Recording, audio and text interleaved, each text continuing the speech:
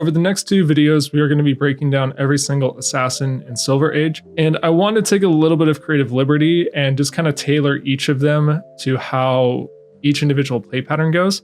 Obviously, I think the decks need to be built differently, but I try not to really like homogenize all the deck building around like the same power cards. So I try to at least give them a little bit of flavor to each version of the hero. But I wanted to start with Web of Deceit, which is known as Marionette and Classic Constructed. Any attack you have with Stealth, if it's attacking your opponent while they're marked, it's going to get +1, and when it hits, this gains Go Again. This will let you attack with 2 Stealth cards in a single turn, because basically the first one will gain Go Again if it connects. And at the end of the turn, if your opponent is marked, you will turn into a random agent of chaos. This is the whole payoff for Marionette or Web of Deceit, is you have these 6 different demi-heroes that you can turn into. We can go through each of them. This will take a minute, but they all kind of do the same thing. They all have an effect where you can discard an assassin card and then give something with stealth that's attacking usually a buff and then an additional on hit. Black Widow is the one you would prefer to hit every single time. It's just that as a reaction, you can discard an assassin card and then give your stealth card +3, and then when it hits, they banish a card from their hand. And then to mirror that, you have Funnel Web, which is exactly the same, but when it hits, it's going to banish a card in their arsenal. This is conditionally less powerful because your opponent can just decide not to arsenal during their turn, because you're going to flip at the end of your turn, so then your opponent's going to have all of their hand left to do something. So if they see that you're going to turn into Funnel Web, they may just choose to dump their hand instead. It can conditionally still be very good though. Orb Weaver is another very powerful one to hit. You have a cost reduction to your Graphene Daggers. The Graphene Daggers we have some generation for. These will just get equipped into your zone. Very important because in Silver Age, you don't have access to something like Hunter's Clave. You have to play Mark of the Huntsman, which while marking your opponent and getting the job done, breaks incredibly easily. You have Arakni Redback, where it's just going to get +3, and then if it's stealth, it gets a Go Again. So it's kind of nice, lets you push multiple on hits in a single turn, kind of like what the default hero does. You have Tarantula to give a dagger +3, and then whenever a dagger you control hits, they lose an additional 1 life. I think this is probably one of the weaker ones that you probably would prefer not to flip into. And then you have Trapdoor, and Trapdoor doesn't have a discard for +3 effect, but instead, when you flip into it, you get to banish a card face down from your deck, and then if it is a trap, you can play it. And we do have some traps in the deck. We have Layer the Spider into aggro decks, or decks that just generally have Go Again, and Nurture traps in the decks that buff things. But other than that, that's kind of it. So if you decide not to side in some of the traps, you kind of want to hope to whiff on this. That's a very complicated hero text box, but mainly what we're trying to do here is we want to mark the opponent every single turn. And we want to play cards that we're trying to connect to hit, and then we want to chain 2 of those in a single turn. We have Starting Point as a way to kind of sidestep to go additionally wide on the chain. We can just give something Go Again if we've activated a reaction or an ability. Very easy. And then we have the rest of the deck. This is mainly synergizing with daggers and cards with stealth. So we'll go through our stealth cards. We have cards like Art of Desire Body, where if it hits, you're going to banish the top card of the deck. If it's a red, you're going to draw a card and gain 1 life. Incredibly good into aggro decks. And when you combine it with the ability, this is coming in for 4 with Go Again. One of the most important cards I think in the deck is going to be Mark of the Black Widow, just stealth. And if it hits a marked hero, they banish a card from their hand. So you can do something like send this for 3. If they say no blocks, or if they don't block for 4, you can crack the dagger in the reaction window. You flick it, they become marked. This will hit for 4. They lose a card from their hand, and then this will get Go Again because of the base Web of Deceit text, and then you can play something else. So we have all 6 copies there. Other stealth cards are just going to kind of be blues that you can kind of play sometimes. You have Reaper's Call, you can discard a mark. You kind of don't really want to resolve these. You kind of want to discard this one if you can, but they are here, right? And then we have what I think of as our dagger payoff. So you do want to kind of swing these daggers, especially in the early game. Marking your opponent is important. So we have cards like Cut from the Same Cloth. It's just a way to give your next dagger +4. We have Orb Weaver Spinneret, which can both replace one of the daggers and then give potentially the dagger itself +3 or your next stealth card. What's important is that the Graphene actually has the stealth keyword on it. So you are able to give this the buff, even including some of these agents of chaos. Other dagger synergy pieces are going to be retrieve effects, ways to re-buy back your Mark of the Huntsmans from your graveyard. So up in sticks and run, and then pick up the point as well. And then we have some cards that are going to synergize with the daggers or stealth cards. We have cards like 2 Sides of the Blade. This can be used for either Scar Tissue, that target dagger attacks. So then we have like what I consider like the reaction package. Like all these cards we just covered, these combat tricks. You have cards like Spike with Blood Rot and Stains of the Redback, ways to just push it over in the reaction step. And then we're trying out lay low in the deck just as a D-react that becomes a 0 for 4 pretty often, including on the horizon into aggro decks. And then the rest of the sideboard is just some Arcane Barrier and Polarity for spell-based decks. And then we have a copy of Spider's Bite if you're playing into a slower deck and you need to keep on re-attacking with your dagger consistently. Thinking about some of these, cards like Cut from the Same Cloth. If you need to kind of chip away, especially in the decks that are trying to block you a lot, you can play the Spider's Bite. So like in the Guardian, I probably would include the 1 copy of Spider's Bite over the 2 copies of Mark of the Huntsman. Overall, that is the Web of Deceit deck. As with all of these, we will get into a gameplay example. We're going to opt to try to keep most of this hand, I think. I mean, this hand overall is very good. I may just choose to block with the Lair of the Spider, just because everything here is clean. We have an easy way to pitch for one of the daggers, after which we can just play the mark. If my opponent doesn't block or doesn't overblock there, then we can flick the dagger depending on if they were to use an armor piece on one of them. Overall, it works pretty cleanly, so I definitely like this. We'll go ahead and start by sending dagger number 1. So we'll go ahead and break the dagger. We're going to send Art of Desire body first. There's a chance my opponent may decide not to respect it. Okay, looks like that's not the case. I think we potentially could have played this a little bit cleaner. I think maybe we could have opted out of marking with the dagger, because if we flick the dagger, if we choose not to destroy it, we're still left with 1, and then we can kind of sidestep by doing this play here. We'll try to sidestep it and then send 4, ends up just getting another card and a piece of armor. The cool thing though is that my opponent's still marked, so all of this is still relevant. We turn into Black Widow, which is really fantastic. They're going to send Mounting Anger, but with no card in hand to go get. Yep, they're going to come in for 3. It's a lot. I mean, the benefit for us is that we're able to push the on hit for Black Widow and rip 2 cards. This also all converts for 3, so these are basically all head jabs. We'll have 2 triggers, both from the Mark of the Black Widow and then the actual agent itself. So we'll play our Spinneret, we'll make our Calicera. If we still had the arm piece, we could do a pretty cool interaction where we could instead send the Calicera. This has go again because of the mark. We could use the Black Widow effect on it, and then we could flick the dagger and trigger the Black Widow on hit twice in 1 turn. This is technically coming in for, I think, 14. So unless my opponent sacks the whole hand, it's just, there's going to be no way for them to get around this. We're going to dump everything here. We rip 2 0 for 4s. So, I mean, that's when this hero can be good in this format, is that if you play into a lot of these aggro decks, all of your on hits are usually pretty effective. And now they're just going to come in for 1 with a Brand with Cinderclaw. We're going to take that. So they're going to use the armor pieces. That all makes sense. They're going to come in for 2. And then either their last card is a 0 for 4, which you can block, or it's going to be Ember Blade plus Flame. Okay, so this is 5. We'll just go ahead and just get 2 life here. And then our turn is probably, this is only coming in for 1. We're not going to bother blocking this. Our turn is just going to be play the mark, and then we're gonna discard the Reaper's Call and then potentially shred. It's a pretty bad play line. This does almost no damage, but it does hopefully kind of like cinch the game up. We're this low. Shred can be good into aggro decks in the late game. In the early game, they're not gonna block, so it kind of doesn't really do anything. We'll discard the call, and then we'll go ahead and shred. So we have our go again. I guess it's mainly a question if we want to use it or not. I guess we probably should. We should convert this for the damage. Although my opponent is just going to be able to block with the Beckoner piece. So if we had like a +3, we could have stolen the game there, unfortunately. But we have On the Horizon. That's good. So we're probably just going to block for 3 and then for 4, and we're just going to go 3 and 3. All right, they're popping the fealty. Be Rabble for 5. They show Snatch on top of the deck. That's bad news for us, but we can't really do anything here. Our turn is going to be pick up the point into Mark. So we get our 2 cards from them. I'm trying to think if there's any reason to put them any lower. I don't think so. I think we can probably draw like an Art of Body and get a really good 2-card line and then push it through with the shred. This hand overall kind of sucks. We know that their last card is Snatch though, so we have to just save our card for that. I really wish we had a block 4 here. A block 4 would have been so massive.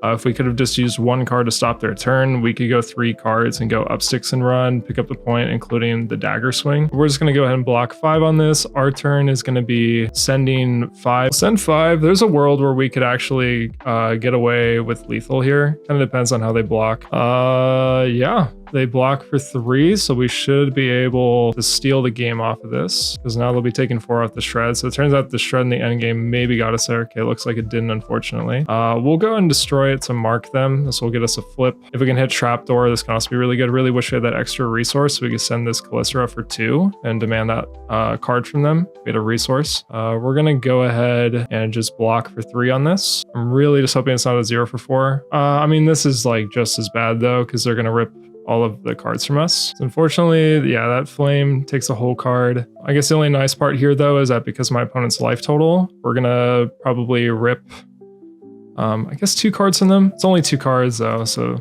they're gonna get another 2 card hand. But our Calycera costs 0 to activate this turn. So they're gonna play Wax On. They're gonna take 1, means that this one will also demand a card from them.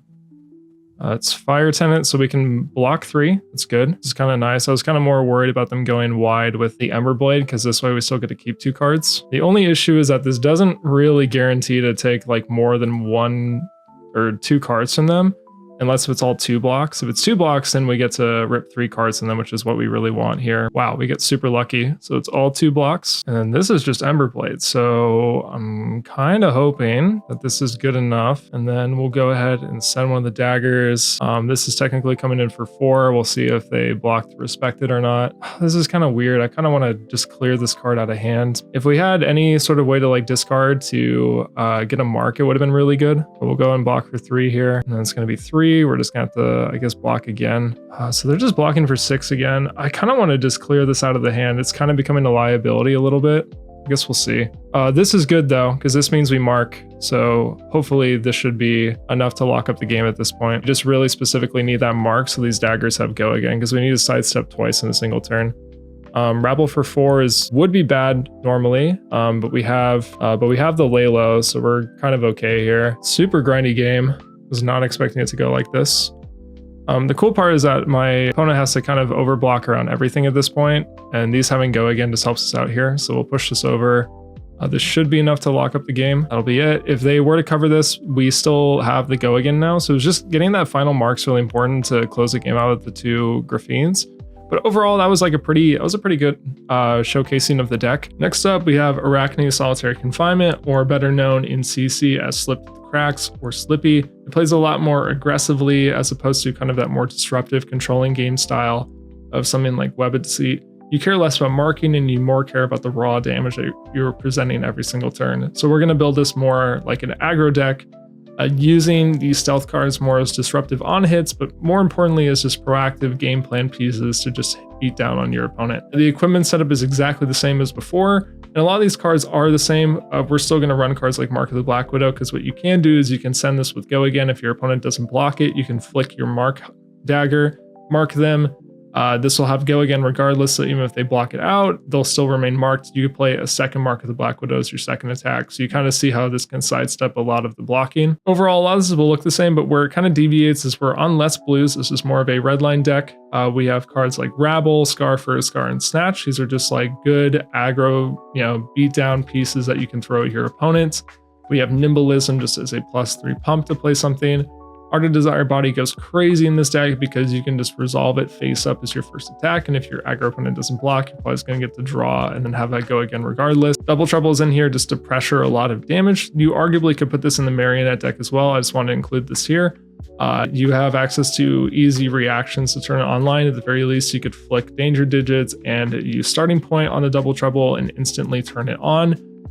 Infect is also really good in this deck because you just send it and it's basically like a 0 for 5 on hits, and it has go again. So if your opponent blocks this out, you have the ability to react on it and then maybe play something else. You can play Snatch at the end of the turn. If you're playing into an aggro deck, they can kind of just crumble to the fact that you're presenting kind of like 2 good on hits per turn.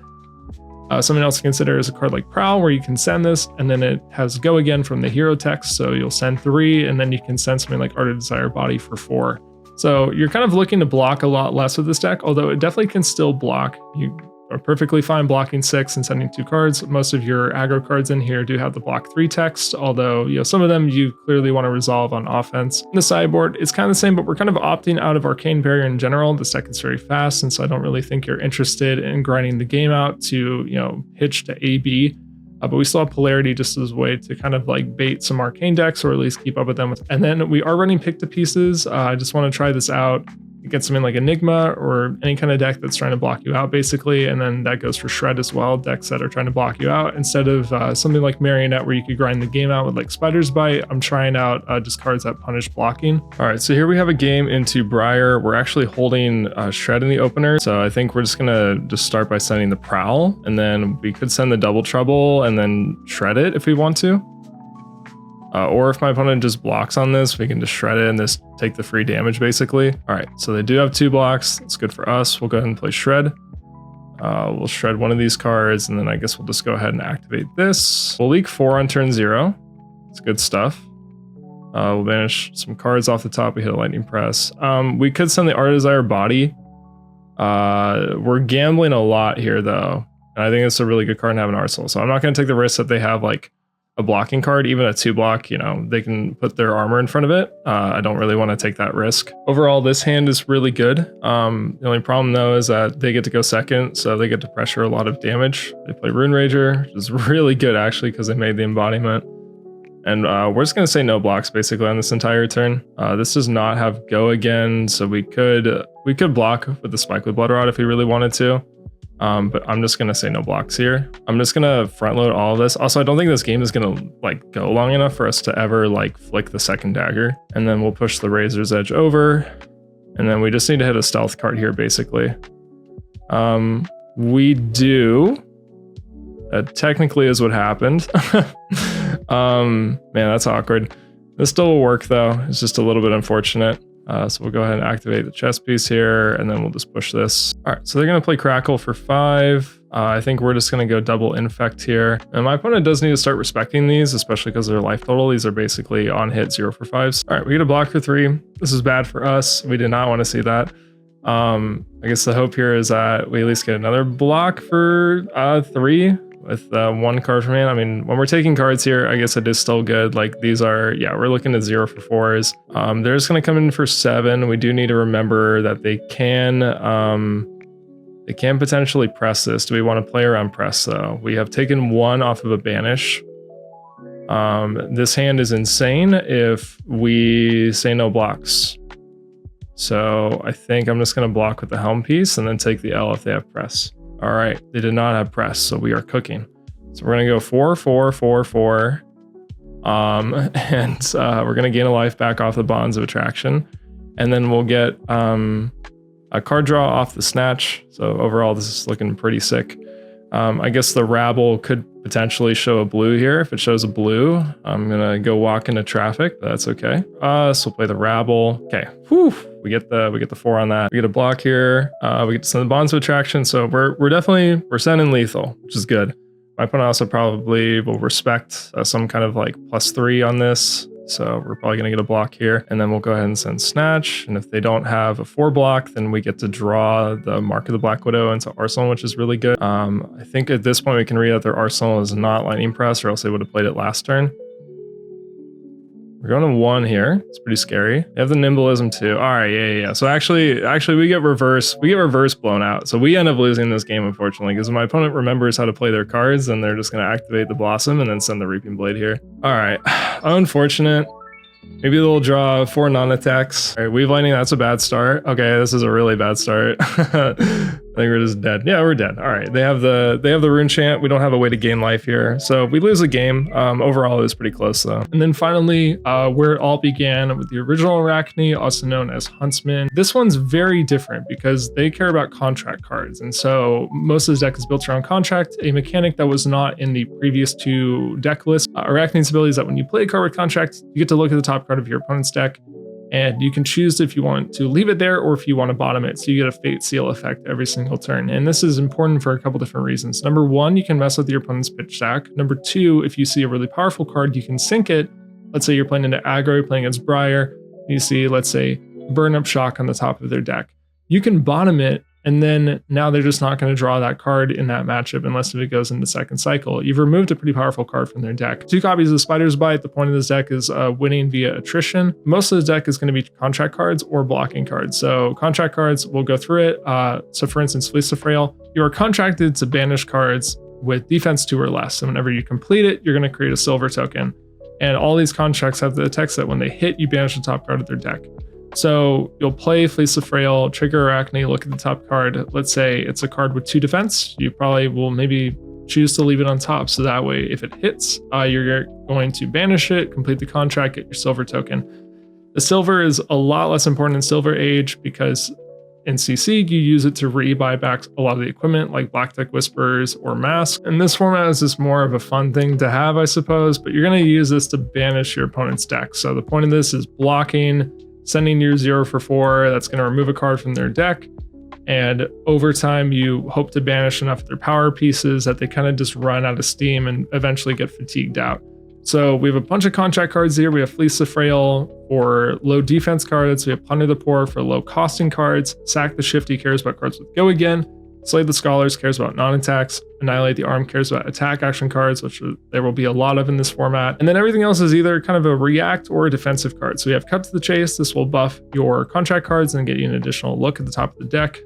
We have Shreds. We have Nimbleisms that you can play up front, so you can just go 2 cards 7 with some of these. It's kind of important to still pressure some damage because this is a 20 health format. It's kind of helpful where if your opponent also has to block to not die, they lose a card that they just had to put in front of it, but then also they're losing the top card of their deck. It kind of helps you speed up the end game fatigue. We have On the Horizon, Inertia Trap, Springboard Somersault just as defensive cards. And then we're still playing Art of Desire Body just because it is really good. You can just play this into an aggro deck. And if it does hit, you're probably just going to redraw the card anyway and gain a life. And then our sideboard is just mainly defensive tech. We have Oasis and Polarity and also Immovable into tall dominated decks. So you can play a mix of like, let's say Oasis and Immovable into things like Azalea or Guardian, ways to, sidestep, dominate. And then you can play cards like Cut Down to Size into the Rune Blades or other aggro decks. And then you have your Arcane Barrier. So overall, this deck plays a lot differently than the first 2. You're really going for that attrition-based game plan, and you're trying to kind of run your opponent out of cards. All right, we got another game in a Briar here. What we're going to try to do is fatigue her out, basically. So our opener is just going to be attacking, so that way we require her to block with cards. This is relevant because we're removing things from deck, basically. So if she has to block with 3 cards, we've removed 3 cards from the deck, even though we went first. Bramble Spark is really good. We don't want to see that card, so we're going to sink it, which is the cool part of this hero text. And we actually get a full block here. So we have removed 4 cards from deck without really having to do anything. We sent 1 card. So this is where this deck can be very, very good. This hand blocks well. It does kind of everything we want it to. Okay, we dodged them getting to play double Bramble Spark, so I'm feeling kind of good here. They're coming with Skizzik, so we're gonna go ahead and block, and then we're gonna Inertia Trap it. They probably can play the last card in their hand, but if for some reason they can't, then the Inertia Trap goes the distance here. They send Second Strike. They end up not sending the Starfall. I guess that makes sense, just because I'm assuming they have like Burn Up Shock in the deck, so they probably want to save their Blossom of Spring for a bigger push. We see Jack be nimble. Have they played a Nimbleism yet? They haven't, so I think we're gonna... but we could meet the contract fulfillment, so I guess we might as well sink in, maybe hit a 2-block. Looks like they're not gonna block this, kind of makes sense, unless if they have Sigil that they're holding on to. So we'll get our Banish here, we'll see if we hit a 2-block or not. We do, so we actually make a silver. Not that it really matters. So they play in Twine Lightning, they show Weave Lightning. So this turn's gonna go kind of wide. I think we're just gonna put 3 blocks in front of stuff and see what we can get. Honestly, I think Blood Drop Brigade probably would end up making a lot of sense because of Oasis. Like, we could take the damage and then use the Brigade and then play Oasis on something without having to pitch. So I guess that's something for me to consider in the future. Play Static Shock. This is coming in for 7. So we're just going to block for 7 and we're just going to play the Slay the Scholars. This is perfectly fine.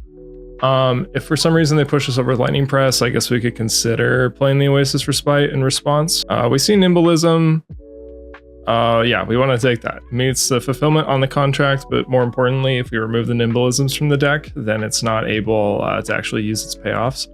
I don't think it's very likely, but there is a world where we could like somehow banish all 4 Nimbleisms and then like half of the deck doesn't function, including the equipment. Right, my opponent says no blocks on this. I mean, eventually we will end up presenting lethal too, which is like where the set can get pretty good. Although awkwardly we put their Scar for a Scar online, taking them down lower, but there's kind of no way to play around that. We're going to take the damage, so then we go lower for Oasis, and in case if they have like another Scar for a Scar in hand. And Twine Lightning reveals Weave Lightning. We're going to give 2 here. If they go 7 on their last card, we could just block out for 8, or we could just like block with the armor pieces, although I think we probably would just choose to block for 8. And then if they do double pump into something like Snatch for 10, then we can at least give everything and then be able to stop it. So they play Shockwave, they show Skizix. This is where we could probably use the Respite, because we can pay for the Arcane, and then we can just block for 3 and then play the Respite on this, and then we kind of efficiently cover it all up. So we end up taking no damage, and then we also gain a life off of that. So we're getting close to parity. Not that parity really matters, but I mean, like I said, if you are able actually to force the aggro player to have to block out of necessity, you speed up the fatigue clock a lot. So we do kind of eventually want to get to that point. So they play Incant and Shockwave, but it's not really that good, to be honest. We can take the damage, so that way we can resolve the polarity if we want to. And then, because it's more of a question of what do we want to do with the rest of this hand. This is pretty interesting. I'm not quite sure what the goal of this was. I guess they showed Lightning Surge. I guess I just have to imagine that it's Lightning Press. That's like the only card here in my mind that I think even makes sense for why they even took this playline. Unless if they just totally bricked, which that could have very well happened. I don't really know what we're playing around here. We are playing around Press, to be fair. They just didn't have it. That's crazy. So we're going to go ahead and play Polarity. So they just bricked. We're going to play Cut Down to Size. It's good for us. Requires block. And they're down to 16 cards. I mean, they do have the 5 cards in hand, so technically it's more that they have like 21 cards. They'll have 20 cards after they lose a card to this. Overall, I mean, it's feeling pretty decent here. Notably, we still have all of our Beckoner stuff up. The Blossom Ring was completely pointless, though. I think we probably could have found a different chess piece to play there. Get a block with the Lightning Surge. So they take 4. Our goal here is to probably block and then put the Springboard Somersault in Arsenal. We don't have a blue, so unfortunately I have to take all the Rune Chants here. That's pretty bad, actually. It's really not ideal. And then this comes in for 4th go again. We're going to go ahead and block for 4. They have a Weave Earth, but it's not actually currently getting them any bonus. They're just going to pass turn. So between these cards, I think we should send the Art of Desire Body. Just because the Banish will gain us a life here. It's a little bit awkward that we couldn't block the Arcane. They did waste a whole red Weave Earth though, so that's pretty good. This hits a red Nimbleism. Good news for us. We'll go ahead and put the Somersault in Arsenal and pass. We're at 10 life. They're down to their last couple cards basically. I haven't seen a Burn Up Shock, so I just don't exactly know if they're running it or not in this matchup. I guess maybe they decided not to. Have they shown both copies of Second Strike? They have. So I guess we could take the Arcane here. These do block for 3. I don't know how wide my opponent's going to go, but this might be okay. So we'll start by blocking for 4. It's going to be Rabble and a Rune Chant. We're going to take the Rune Chant here. We'll just go ahead and block for 4 again. We kind of exhaust all of the blocking cards in hand before we rely on our D-React and Arsenal. Them closing the chain is also good too. It resets our armor. So if they play Starfall, we're going to be okay. All right, so they're popping everything and it is Snatch. That's very bad. That comes in for 12. We had our 2 blocking equipments. We could have stopped this. So maybe we were playing bad this whole time. There's kind of nothing we can do here. I'm going to hold on to this in Arsenal. There's kind of no point, especially if, like, for example, their draw off the Snatch is another Snatch. We would prefer to have the Somersault as backup here. So they're popping everything. They are down to their last couple cards though. So we could potentially win the game. They still have 1 more Nimbleism left in the deck, I believe. They should have a yellow one. I'm kind of hoping though that they're almost out of juice. I think one of the cards that we put to the bottom was a Bramble Spark, and I don't really know if they have any more cards left to fuse. So now we finally see a Burn Up Shock. That's pretty interesting. Have we seen any Lightning Presses yet? We have not. So we're going to go ahead and just convert this 2 block into pitching. They're going to go ahead and play Snatch. Yeah, we have to pay for everything here. We're going to take the 1 damage. This comes in for 4. Yeah, we have to overblock like this. If they have press, we lose. If they have another 0 for 4, we also lose, which is pretty bad. I guess we kind of punted though. We should have kept one of the 0 costs. I guess we could Blossom Spring for the Annihilate though, if they just pass here. We really just need them to pass. Okay, they did pass. That's good. Oh, and they play Sigil and we lose the Sigil. Oh, that's so unfortunate. Yeah. Okay. Well, they got us. Fair enough. It was a close game overall. So man, what a lineup for today. I kind of feel bad putting a bunch of losses, but that's realistic to me. I think this is how these decks will play in the format.